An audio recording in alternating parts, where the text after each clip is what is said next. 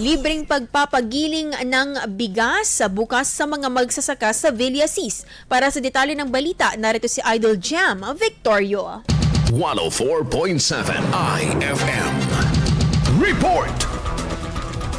Napapakinabangan na ng mga kwalipikadong magsasaka sa Villasis ang free rice milling operations sa palay-drying warehouse sa Barangay Unsad. Bukas sa mga farmer clients na residente sa bayan at rehistrado sa ilalim ng Registry System for Basic Sectors in Agriculture. Ilan sa mga panuntunan na pinatutupad ay first come first serve basis at hanggang 15 sako ng tuyong palay lamang ang pinapayagang ipagiling ng libre kada magsasaka. Kinakailangan din na magdala ng sariling sako ang mga gagamit ng pasilidad para sa kanilang bigas at darak. Layunin na maalalayan sa gastusin ng mga magsasaka at patuloy na maisulong ang sektor ng agrikultura upang mapalakas pa ang produksyon ng bigas. Kasama mo mula dito sa IFM Dagupan, ito si Idol Jam Victorio. Tatak IFM.